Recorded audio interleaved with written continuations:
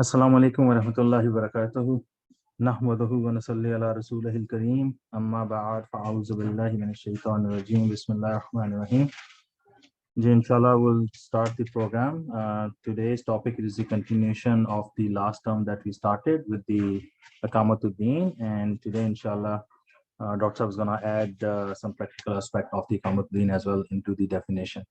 So over to Najib Saab.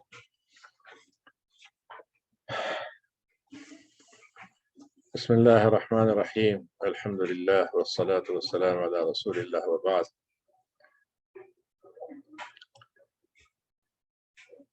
If you remember that in previous talk, we were focusing on the ideological part of Iqamat Deen and how suppose we make our own journey of thinking, discovering the truth of Iqamat Deen and establishing in our mind.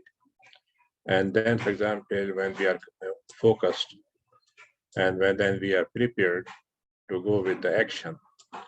So what will be the next stage?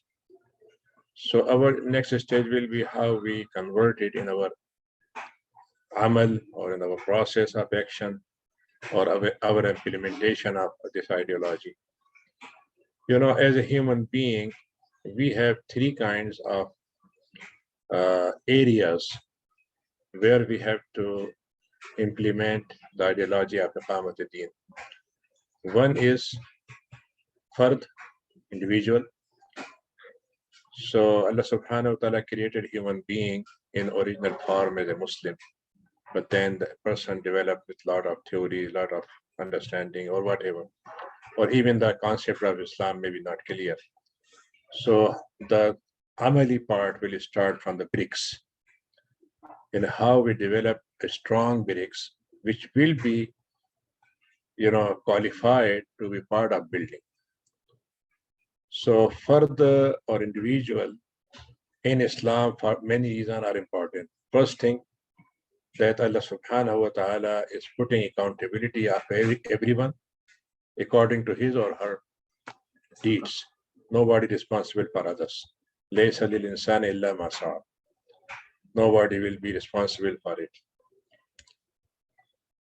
Then the second part will be ta'amir ma'asharat, or ta'amir society, how we develop a society or collective lifestyle of human being. And then we need, for example, a system to run the affairs of Iqamat Deen on both levels, individual level and collective level.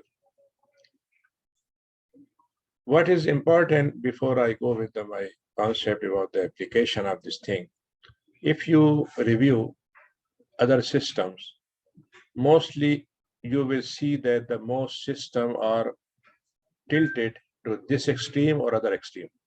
Suppose some individuals focused, they say that the individual is everything and society is just to serve it. Their role is just to provide any facility for the sake of individual. Others say that society is most important and the individual is less. Issue is not that individual important or not. The real issue which is actually emerged from this philosophy, that both are contradictory. If you focus on individual, you cannot focus on society. If you focus on society, you cannot develop individual. Islam rejects this idea. Islam addressing insan, ya ayyuhal insan, O human being, right? Laysa lil insan, ya ayyuhal insanu ma gharraka bi rabbikal kareem. O human being, why you are running away from your Lord who is the most, merciful for you. So this is the focus of Allah subhanahu wa ta'ala. But Allah subhanahu wa ta'ala said same time, your individuality is very important for me and your identity, I don't want to lose it. Don't lose it. But I want to see you beside your individual activity, identity, everything, you'll be part of building a social life, a collective life, starting with family, starting with brotherhood, relatives, neighbors, starting with, for example, community, right? So in that sense, the Islamic contribution for philosophy of human life is that they are not contradictory. They are actually complementing each other. So if we agree with this point, yes, from where we will start. Suppose I build a good building, but I don't care about the bricks. My building may collapse, maybe not still longer, right? If I have a lot of bricks available, but not converted in building, so these bricks are not going to do. I give an example. Suppose, for example, you have a car. In these days, you are moving to electric car, but still you need a battery.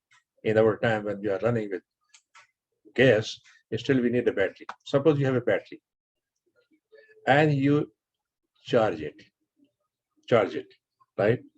When you charge, you don't connect with car. What will happen? Car will not run. And you have a car and you have no battery, car also will not run, right? So suppose some tazkiyah models are focusing on only charging the heart. Every time we are charging heart, our heart is so pure, so pious, so. But we are not connecting it with dunya. The word dunya I'm using very different kind of labels. So they say, you are for Allah, you are for Jannah, you are for next life. So you're supposed to be away from. So it means you are charging your battery, but you are not connecting it with the system, right? So in that sense, for example, individual thing is, and this is the reason when we go to extreme to individual, so individualism never ends. Every day we have no philosophy for individualism. If you go with socialism, we never end.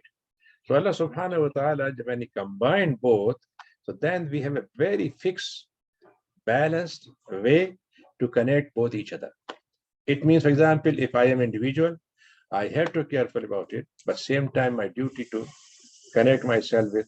So when I say my, I, and we, and so we actually making me to be, for example, focus on others.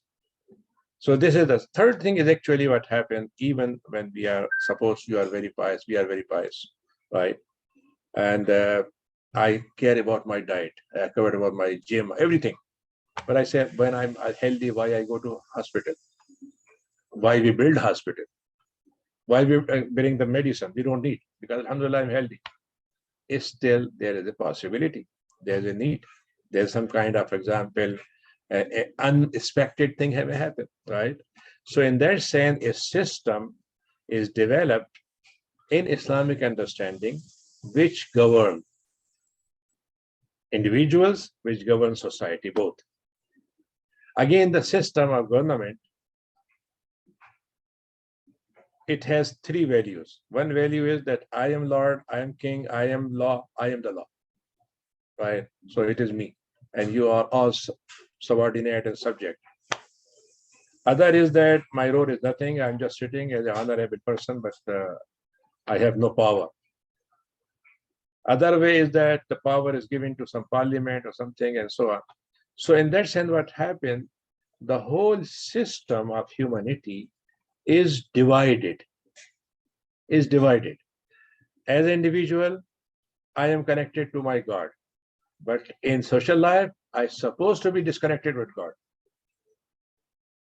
I am accepting Allah subhanahu wa ta'ala as whole authority of everything. When I am going to govern, I say, no. Is this area restricted? Off limit for Allah. So in that sense, the problem is not God, problem me. When I have no one solution for my whole life, for my whole activity, actually, this system is breaking me. Is dividing me in different kind of categories. So what I will do? So Allah subhanahu wa ta'ala actually blessed us with our Deen, which is making me individual as a human being. I am a human being. I am a child. I am a human being. I am a brother. I am a human being. I am a father.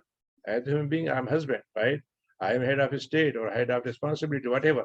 In all activities, I am human being.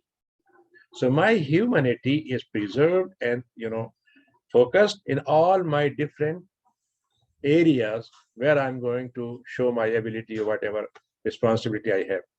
So Iqamat Deen actually, and I'm coming to the point that Iqamat Deen is actually making Iqamat Deen available.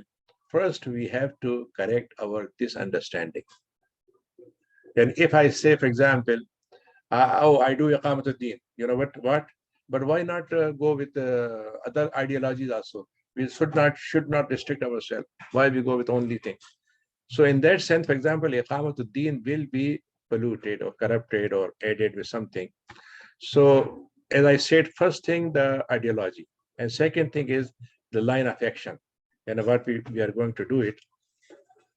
So just imagine that, for example, and then when we say we do some kind of action, so we are not living in vacuum, right?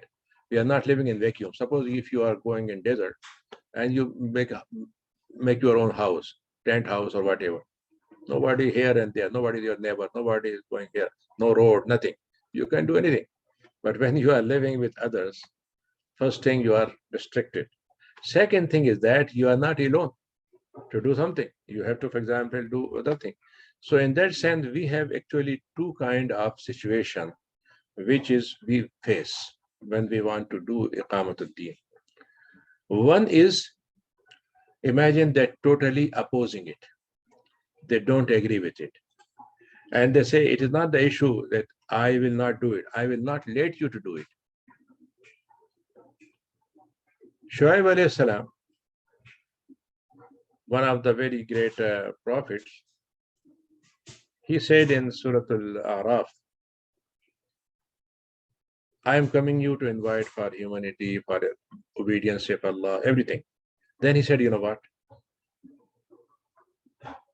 I offered this message, I invited people, and then few people followed me. And some people are not following me.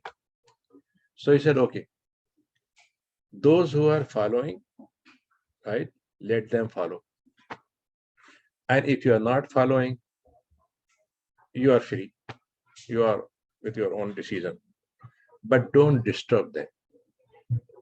Right? Don't disturb them.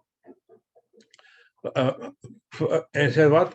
فَاصْبِرُوا حَتَّى يَحْكُمَ اللَّهُ بَيْنَنَا. And be patient till Allah will decide who is right, who is wrong, who will take position, who will not take position. But if you are going to say, I will not be good and I will not let you be good. So in that sense, Iqamatul Deen will not be simple one. It will be first to remove the hurdles, the barriers, whatever जो रुकावटें होती हैं उसको हमें पहले हटाना होगा. गंदगी है पहले उसको साफ करना है. कहाँ कीचड़ है, कीचड़ को हटाना है, फिर उसको फाउंडेशन डालना है. So it means this is the very worst kind situation. The second situation is that people are not serious. They are not serious about this issue. Especially in terms of Muslims, they say, Alhamdulillah, we are praying. Alhamdulillah, we do Hajj, we go for Umrah, we go for this and that, we are doing charity. So why you are asking us more, right? And many times they have very lot of excuses that Alhamdulillah, you know which Islam you're talking, which group you belong, which party you're supporting, and so on. So in that sense, there's a lot of people, those who are just like they have just like a Quran says, وَاضْرِبْ لَهُمْ مَثَلَ الَّذِي آتَيْنَاهُ آيَاتِنَا فَانْسَلَخَ مِنْهَا فَأَتْبَعَهُ الشَّيْطَانُ كَانَ مِنَ الْغَاوِينَ وَلَوْ شِئْنَا لَرَفَعْنَاهُ بِهَا وَلَكِنَّهُ أَخْلَدَ إِلَى الْأَرْضِ. And one pious man, he was happened what Shaitan cheated him or deceived him, and then he became stick with dunya. أَخْلَدَ إِلَى الْأَرْضِ. Right? He disconnected with Akhirah and focused on dunya. And he was a very pious person. And he was not rejecting Islam. He was not denying it. But he said, okay, what wrong if my piety also asking me to do this thing? There's no wrong thing. So in that sense, for example, two different situations existing. So what it means? It means, for example, we have 2-3 strategies to make our plan be activated, or a plan will be activated. For those, Allah subhanahu said, "Udu ila sabil rabbika bil hikmati wal mau'izatil hasanati wajadilhum billati ahsan." Invite people with wisdom. The person, he need little bit way. For example, you give some way that he will accept it with wisdom, with politeness, with humbleness, with respectfulness, and so on. Another person, he need little bit many time reminder, and one time is not enough.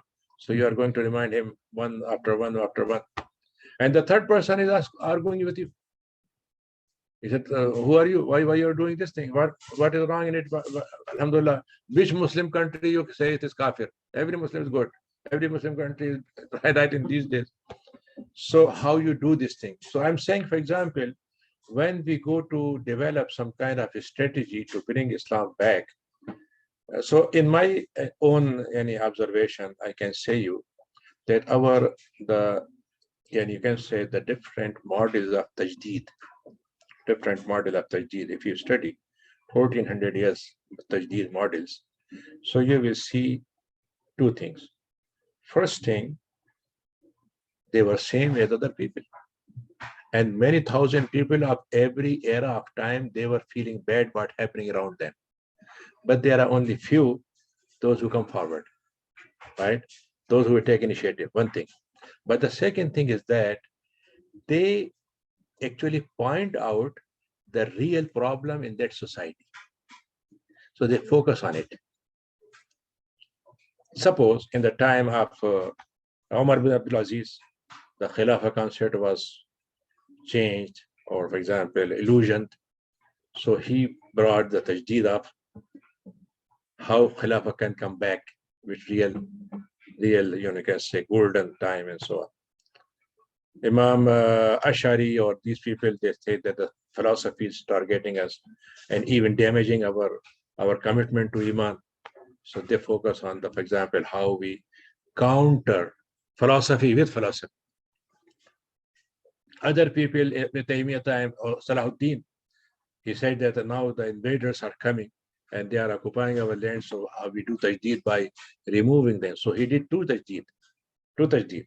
One is defeating the external enemy, and also cleaning Muslim society from internal enemies, from Batiniya, from Munafiqun, from all kind of firaq or groups. They emerge in Muslim society just like weeds, right?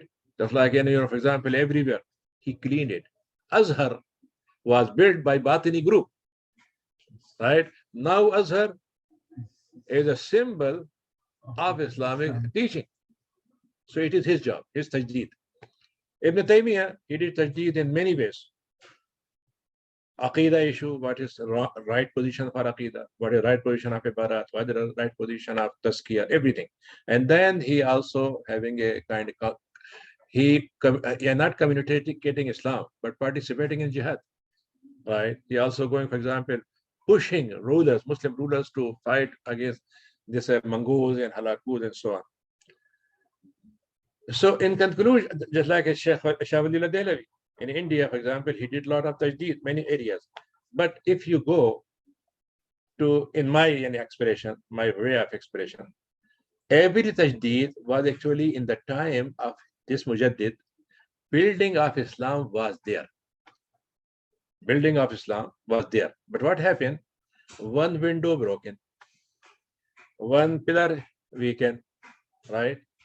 One area little bit, not, for example, working good. So what they did, they didn't care about the whole building. They care only this part of. So you can correct the issue with three ways. One way is inqilab, demolition. You demolish whole building. You say, when there is a virus in this tree, I cut whole tree. This is inqilab, right? Other way is to accept it, to recognize it and say, no. Now it become norm, so it is okay, right? In these days, we say everything which become popular 50%, it is halal, no problem. So one second thing is that a person will say Islah. Islah means what? Only which part is defected, you will change it or correct it, right?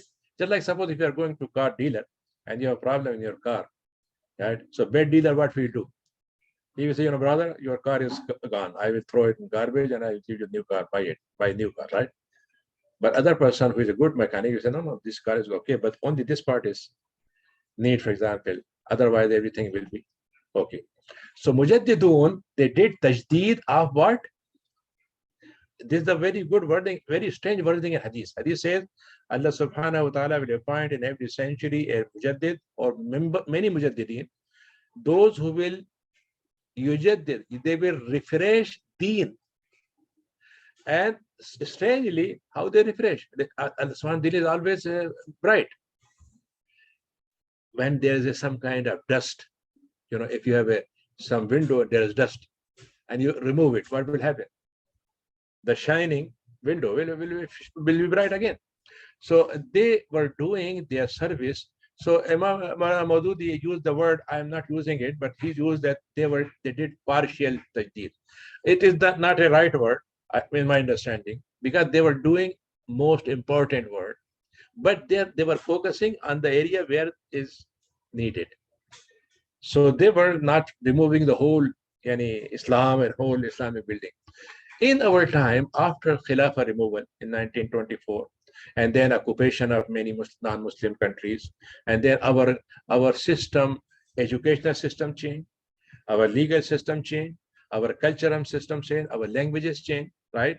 And our educational system is gone, right? So in that sense, what happened, we are now, just like I have no my own oxygen, I have no lungs, right?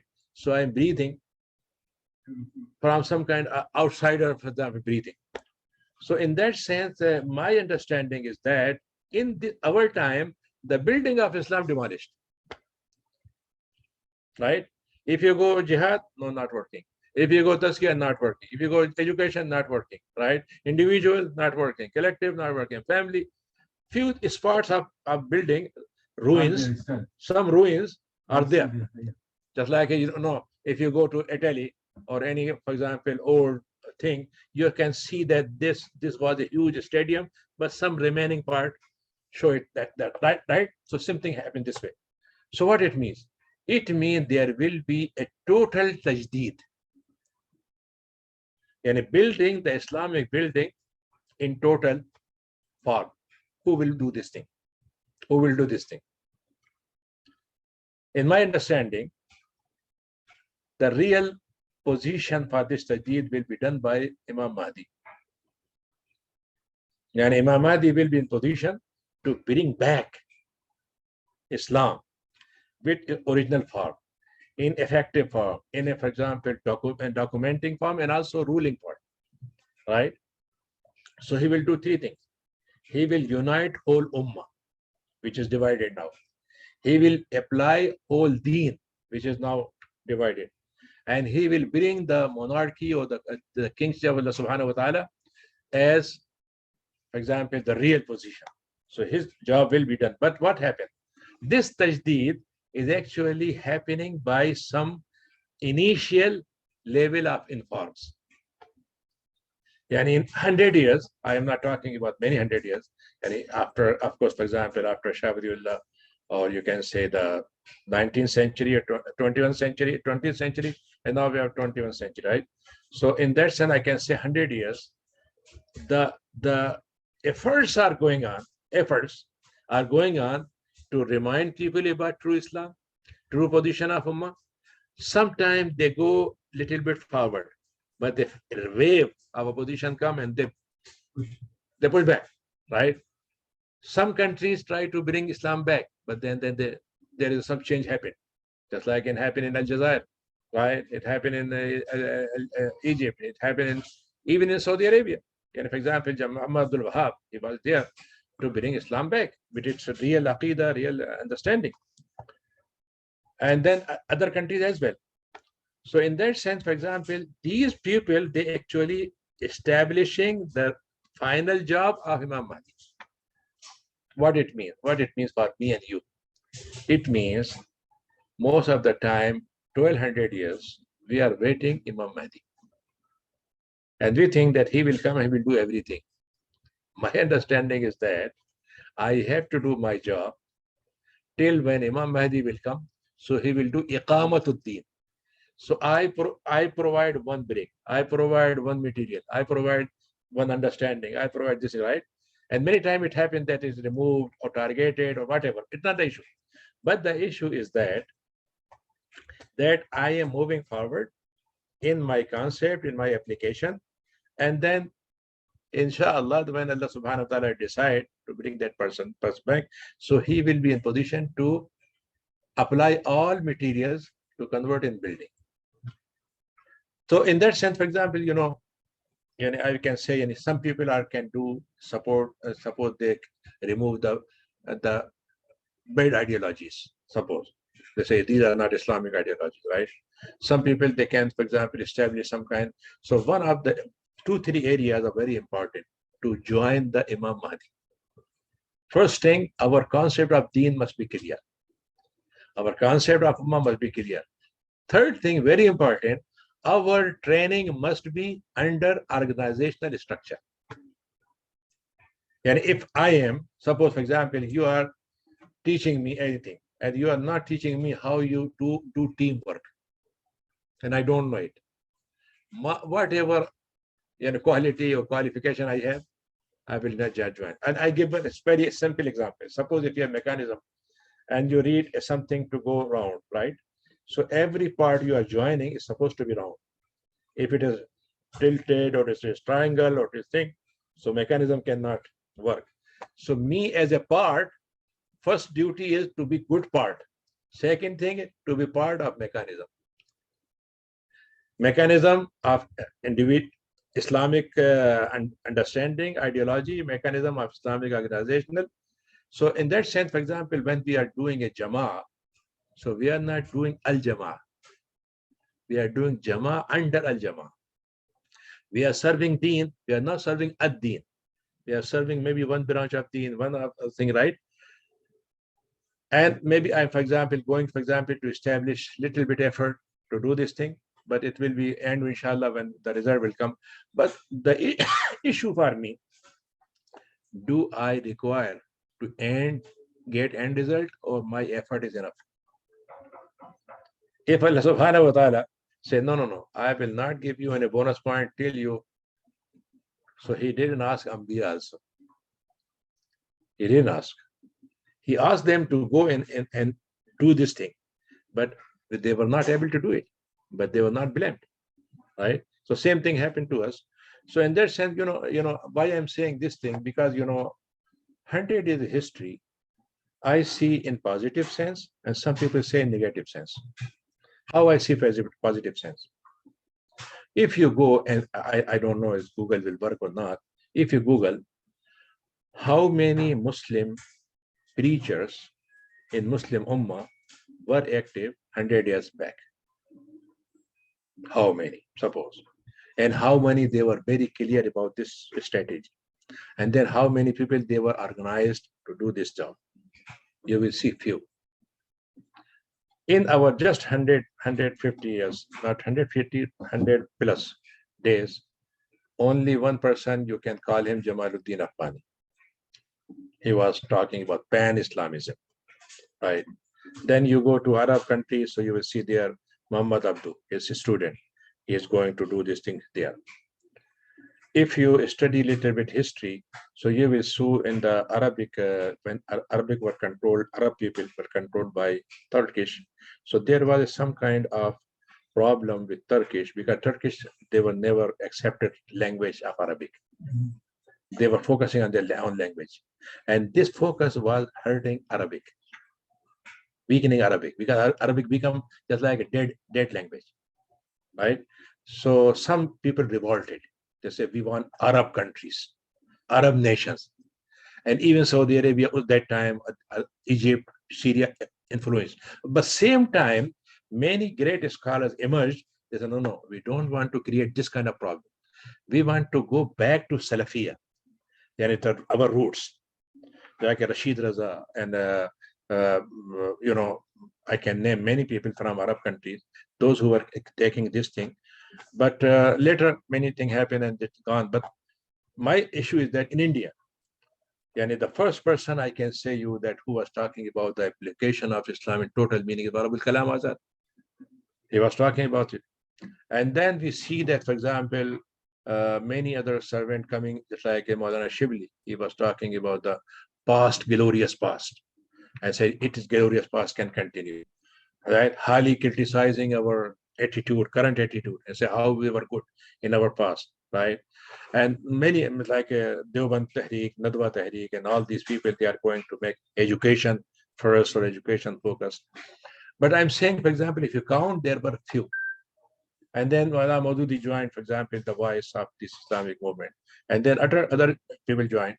But now you can see that these kind of voices are thousand and thousand.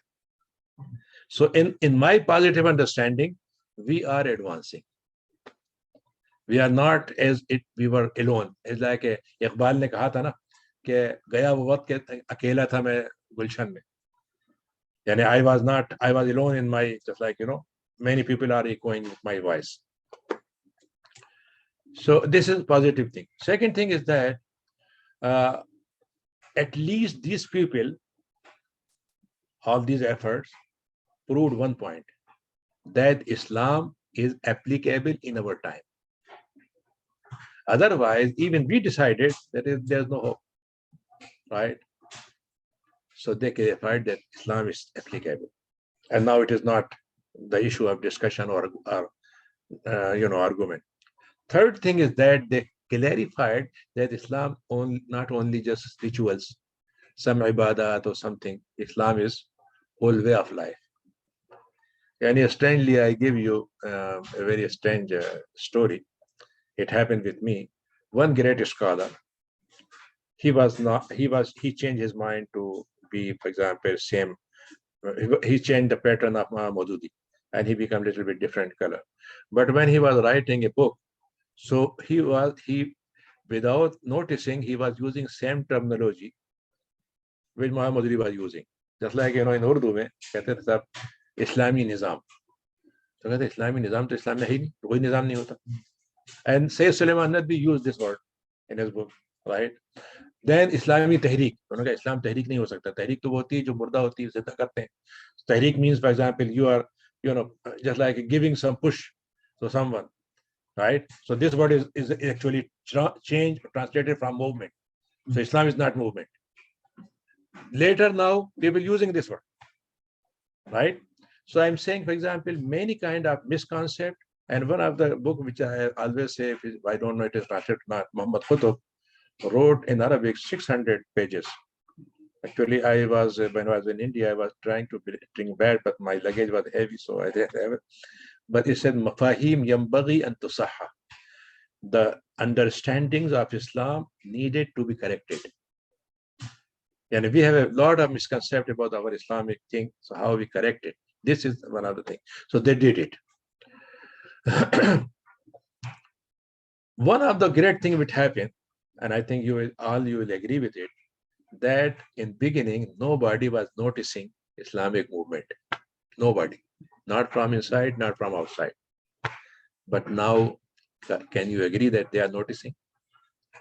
In bad manners, in opposition manners, but they are not going to.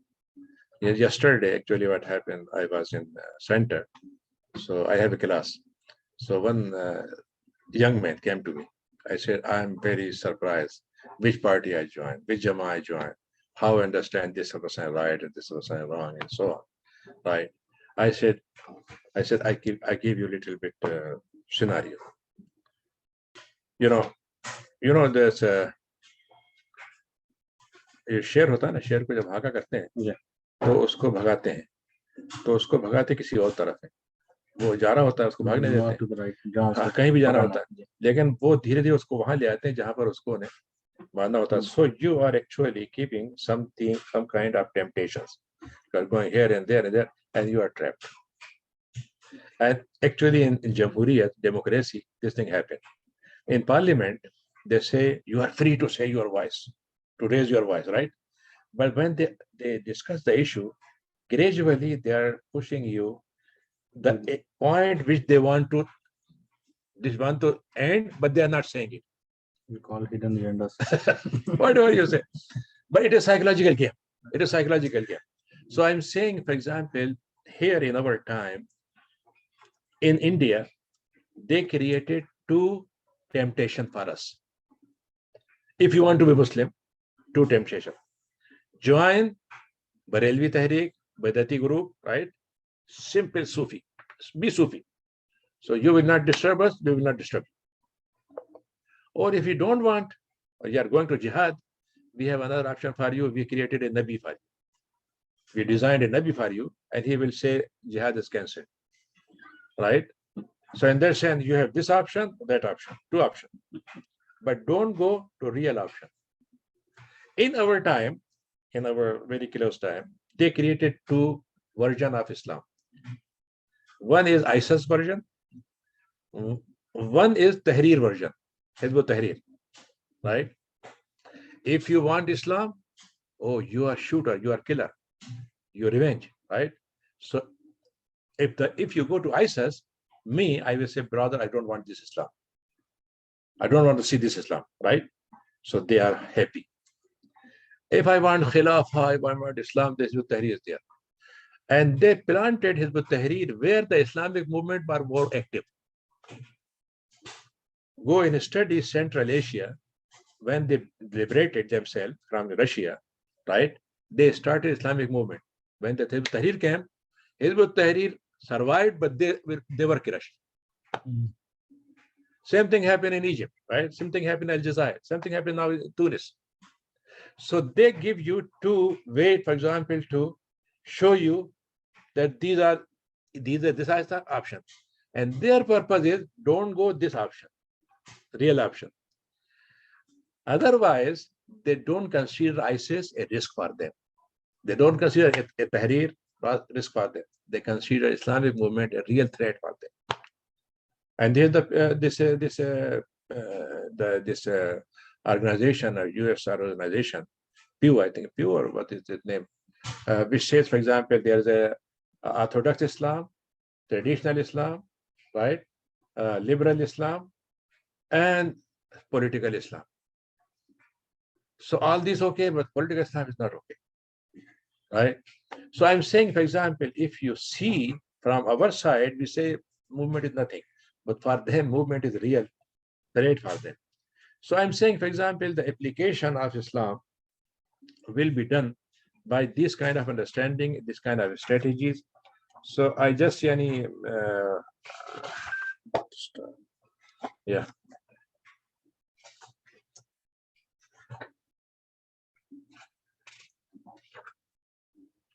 And the point which I want to say, that when we will go with the application of Islam, so our position should be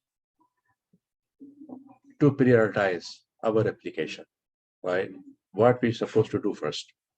Which area, suppose I am disturbing the society, I'm criticizing completely, totally rejecting. Or I supposed to say that this portion actually we cannot negotiate, right? And same thing about Islam. Many people are doing a lot of things about Islam.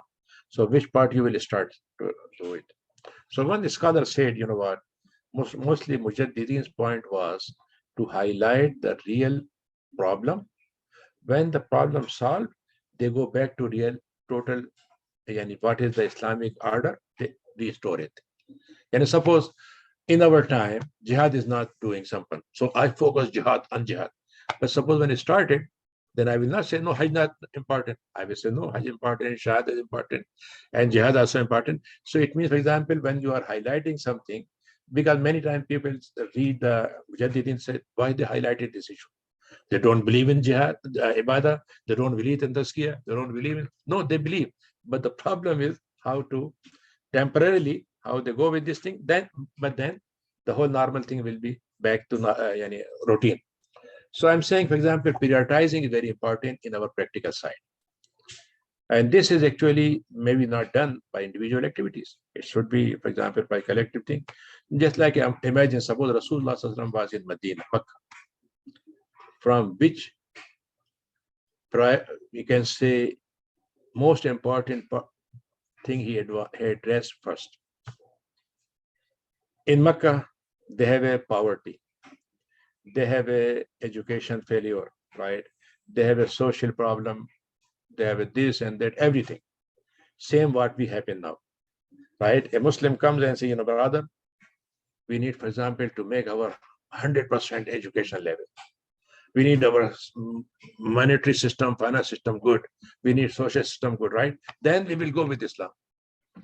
Rasulullah sallallahu alaihi wasallam started with aqidah, with da'wah of Allah subhanahu wa ta'ala, right?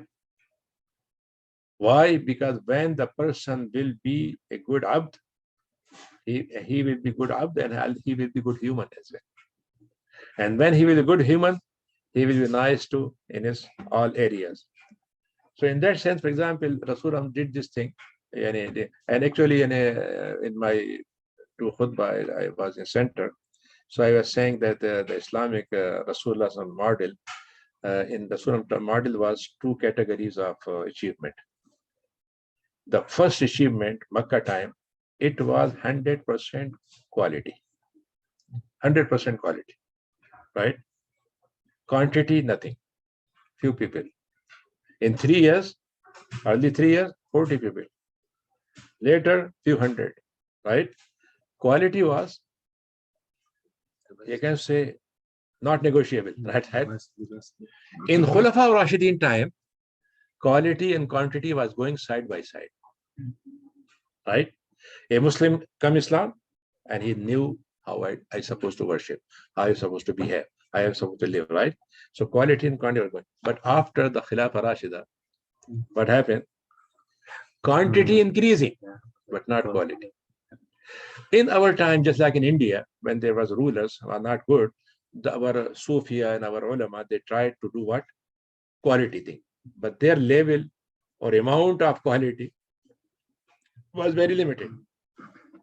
So I'm saying, for example, if we are targeting to make Islam back, so our target should be how we maintain both numbers together, quality-wise and quantity-wise. So this way, for example, our application will be, inshallah. So I just read some points. Actually, I just wrote here.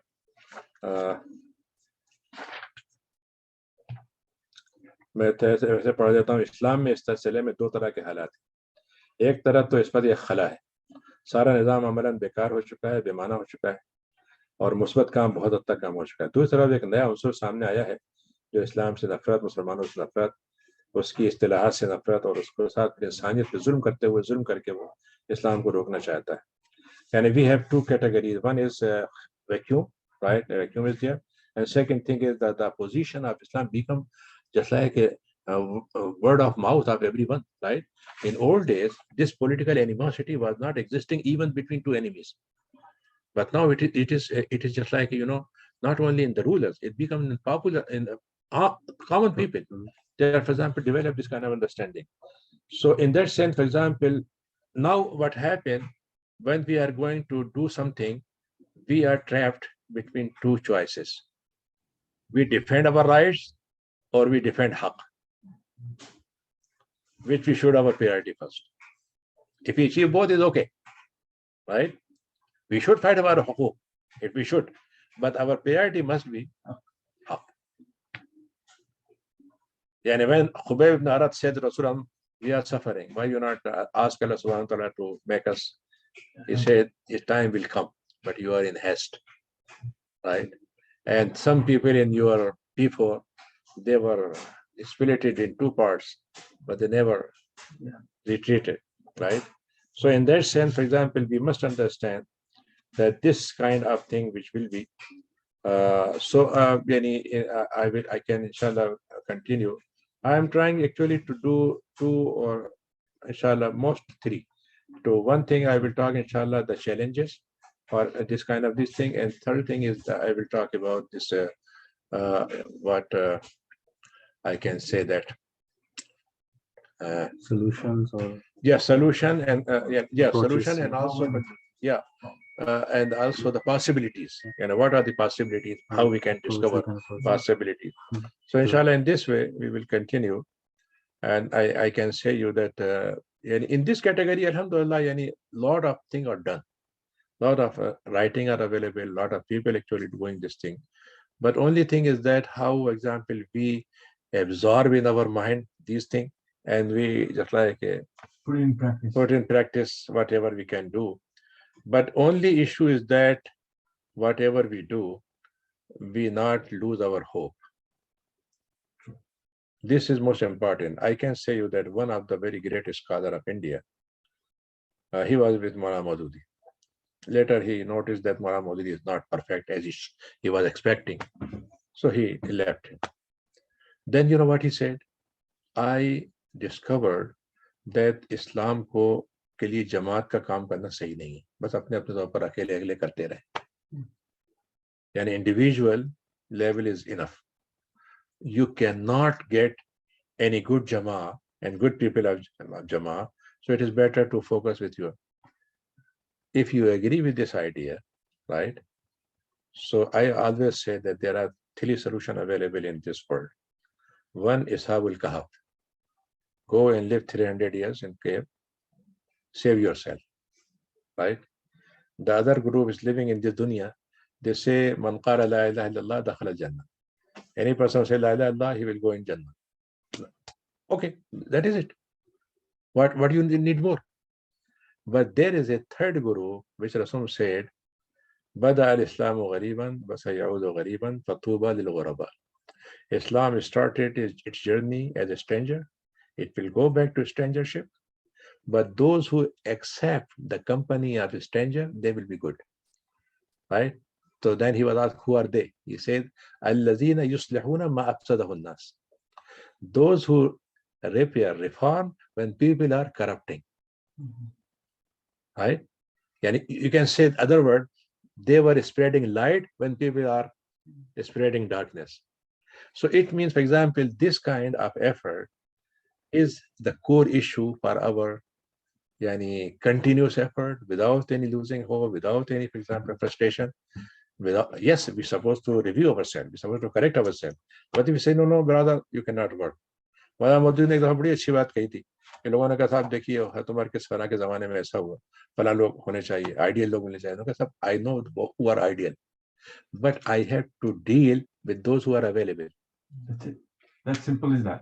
That's it. कि जो मुझे पास available है मुझे उससे काम लेना. मैं ideal को जानता हूँ और मैं उसके लिए कोशिश करूंगा, but I will not stop. मैं अगर आपसे ये कहूँ, एक साहब ने मुझसे सवाल किया कि साहब ये क्या बात हुई कि जन्नत में सिर्फ चंद लोग जाएंगे जो ऐसी बात करेंगे जन्नत में जाएंगे. मैंने कहा मुझे एक बात बताइए, ओलंपिक में कितने लोग शरीक होते हैं, कितने लोग होते हैं, उनमें से कितनों को मेडल मिलता है? अगर एक रेस में 50-100 आएंगे तो एक को मिलता है. तो मैंने कहा फिर आप कही कि why you only got this medal, everyone should get medal. है ना? तो अल्लाह ताला के यहाँ भी तो यही होगा ना. अल्लाह ताला के यहाँ भी यही होगा कि भाई only the person who deserve to finish the line he will get the reward. तो मेरा कहने का मतलब ये है कि यानी आपका और मेरा जो काम है बुनियादी तौर पर हम ये कहने था वो तो सारे लोग जब होंगे तब हम सब चलेंगे. और मैंने कहा जो 100 आदमी आते हैं ना वो 1 अरब लोगों में से आते हैं, 1 अरब लोगों में से. लेकिन this one person prove one thing that the capacity of human being is huge, is limitless. This is actually the point. If I say no, I will not do anything. I get the same medal which the person get it, but he did lot of strive to do it. So this is our job, for example, for Islam to do it. And of course, whatever happened, it in the hand of Allah subhanahu wa ta'ala. Jazakumullahu khairan. Any brother on the call, if they have any question, please unmute yourself and you can ask the question. I see one from Brother Akmal. Yes, Brother Akmal, unmute yourself, you can ask the question. Yeah, Assalamu alaikum. Wa alaikum assalam. Jazakallah khair, Sheikhna. I had a couple questions actually. So Go ahead. the first one is, you brought up the topic of quality and quantity.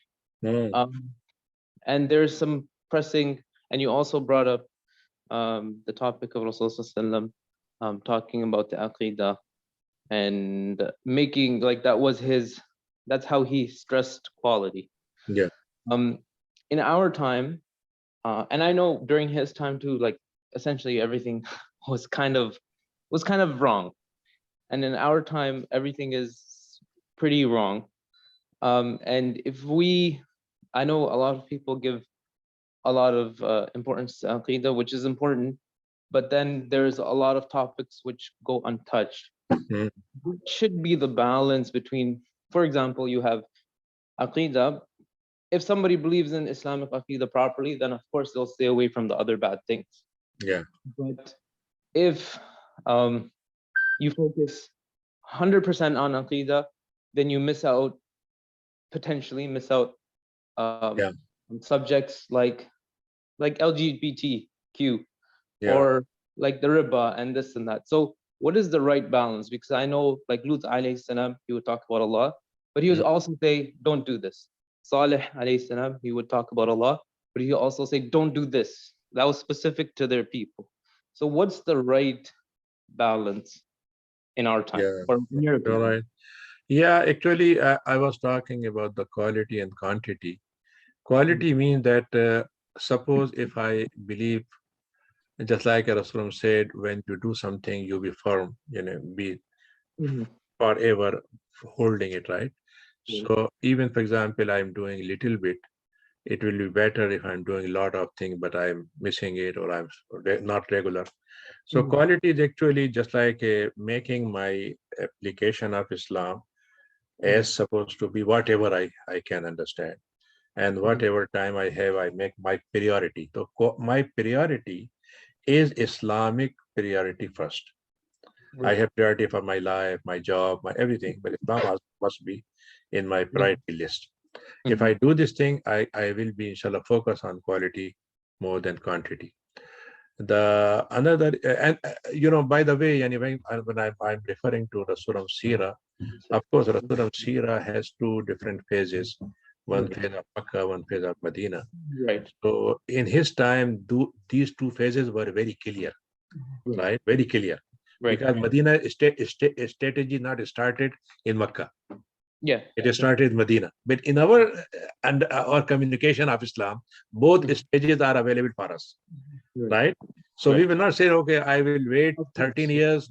When I become good in Aqidah, then I will move to Medina, then I will do, for example. No. The issue is that I give you an example of swimming. Suppose you take some lessons about swimming, but you say, I will only go in water when I am perfect in my learning. Can you do it? No. You cannot do it.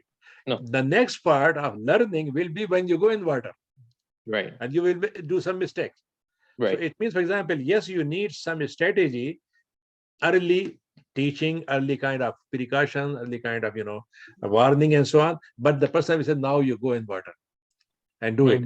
So in that sense, for example, you can work with Makki era and Madani era both. Right. Right. So that's it. So your next point is actually related to what you asked first, and second issue is actually, I always say that our fundamental issue is start with Iman. Yeah. And Aqidah means why I should believe. So Iman is first.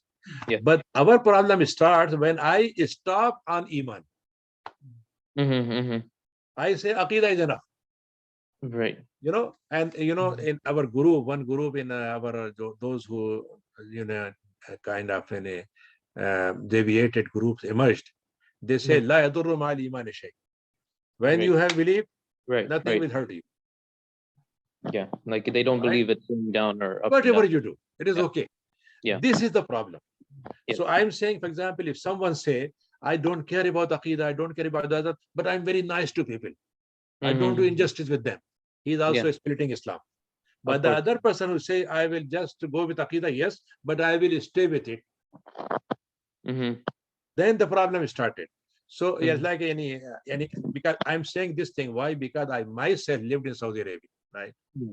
I interacted with these people, those who are going with this kind of these things.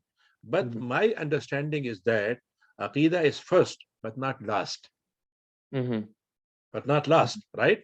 So and Aqidah actually just like a me and my Allah. Mostly me and my Allah. Mostly, right? yes. But the other parts of Islam start with me and my family, me and my neighbor, me, my friend, right? So sometimes people are very nice to Allah, but they are bad to people. Yes.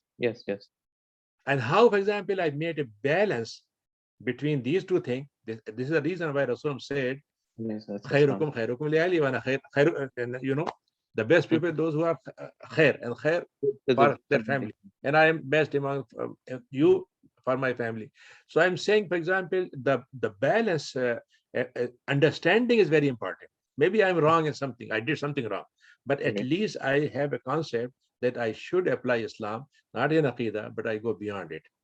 I go ibadah, I go with, and just like, in our, if I talk in fiqh understanding, fiqh, because I have a student, I'm a student of fiqh. So we have a two kind of faraz, wajib, two kind. One is wajibul ayn and one is wajibul kifaya. Yes. Right? One is individually mandatory and one is required from community. Either one. Either one do it, it is done. Right? We have two kind of things. Right. So aqidah is wajibul ayn or wajibul kifaya? Ayn. Is wajibul ayn. Mandatory ibadat is wajibul ayn or wajibul kifaya? Wajibul ayn. But after that, if I am doing this thing, I supposed to do wajibul kifaya. Why? If some people are not doing, I will be sinful. Right? But if I initiate it, I jump to do it, I will get more reward. Right? So what happened when we go with wajibul ayn, or you can say the huququllah, right, of Allah, mostly people increase what? Ibadat, mustahab, nawafil. So their focus is going in one direction. They are increasing in piety and everything. But the other part, wajibul kifaya. They say, no, other people will do. This is your job, do it. No, it is not your job. You have to do two things. Either you do it or you push someone to do it. And in our time, when Islam is not functional, I am not able to do it because I'm not ruler. But my duty is to remind the ruler to do it. Or if ruler is not available, I try to bring someone to people in general. So I'm saying, for example, this is the balance we need to, for example, develop. Okay, Jazakallah khair. No, appreciate that. And the second, sorry. Go ahead.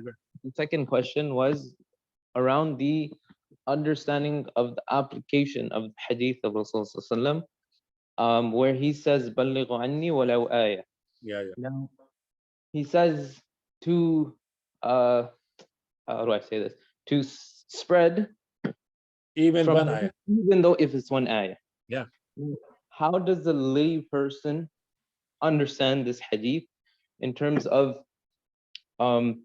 there's of course somebody who's educated in the religion, like very educated in it, right?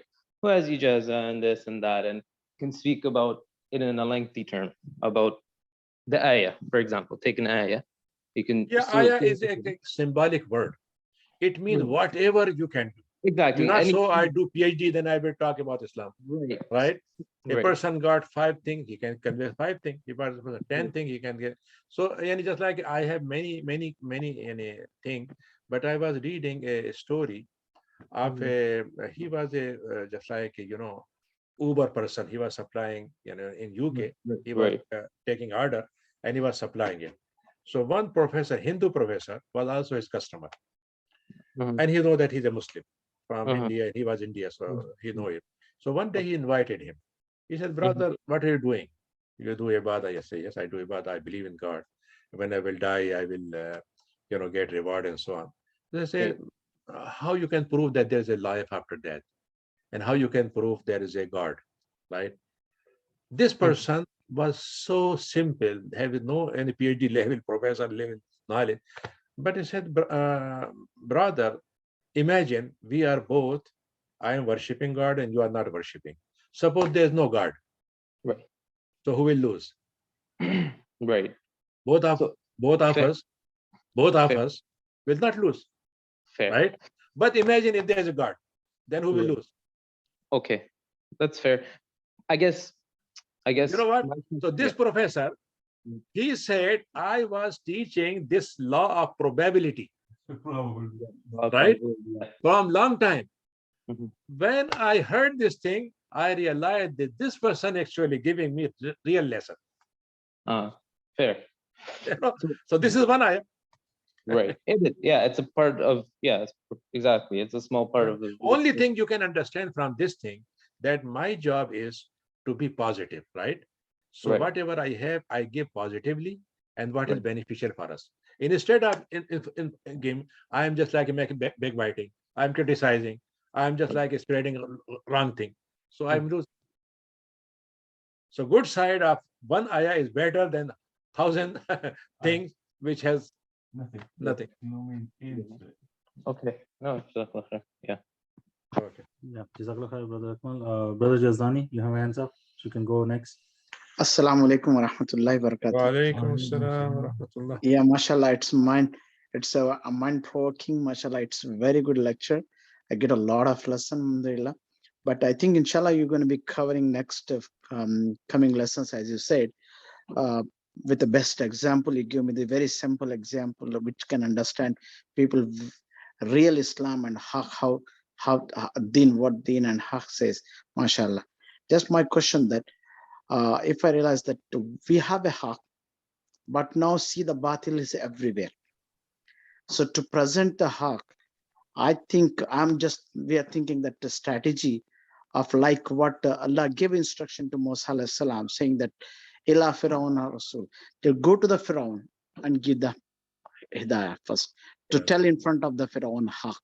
Yeah. So can we take the strategy of giving dawah to the, no, we have to give to dawah to everybody, but at the same time, if you give it to the power, or the people who is in power, I think that will be more effective. We can get a lesson from Quran, like what Prophet Sallallahu Alaihi Wasallam also did. And the same time, he brought all the Quraysh Sardars, already chief of Quraysh, and first time he gave the lesson of Haq. So is that the strategy? Is that good? Alhamdulillah, and just put a light on that one. Yeah, the all Anbiya, they have a one agenda first. They invite influential people. Then will invite rulers and elites and so on to them. And their purpose is not, for example, they want, for example, some money from them. They want to say that if they accept it, so then what will happen? People will follow them, right? Our job will be easy.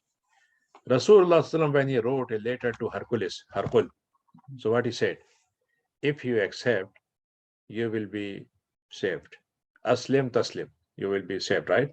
If you don't accept, you will take the burden of your followers, right? Your followers. Yes. So this is the initial requirement of dawah, that you will approach those who are more influential people. But experience show us that most of the people those who accept from poor. Yeah. Right. Yeah. And Rasulullah Sallallahu Alaihi Wasallam, what happened? Abasa wa tawalla. What happened? His strategy is to invite good people, invite elite people, right? Yeah. But next stage is when they refuse and one poor person is coming, Accept what I will do? Yeah, I have to give it to him first. I will not accept you till the other people will join you. No, right? no. Rasul Hazrat Nuh said what? Hazrat Nuh said, oh, we want to join you, but these people are sitting beside you, poor people, and we don't sit with them. We are not equal to them, right? So la tazdari, they said, Alladhi tazdari ayunum la yutihim Allahu khair. I cannot say that you're humiliating these people, Allah will not give them good. And I cannot kick them out. And Allah subhanahu wa ta'ala said, Rasulullah wala tat yani जो है सूरह कहफ अल्लाह ने कहा ना कि الذين يدعون ربهم بالغداة والعشي يريدون وجهه. You supposed to be focused on those who are whatever they are, slave or whatever. If they are focusing, be with them, and don't go with those their hearts are ghafla. They are, for example, not, for example, attentive or not going to do that. So I'm saying, for example, this strategy, first strategy, to go the influential people, but don't hold yourself if they are not listening. You do what, for example, those who can go, whatever capacity they have, right? And this is the Abu Sufyan. When Harqul asked him, who are following Rasulullah? So what he said? Some poor people. He said, this is the real da'wah of Nabuwah. Nabuwah, mashallah. Jazakallah, Shaykh. Assalamu alaikum. Alaikum. Yeah, is there any other question from brothers or anybody on the call?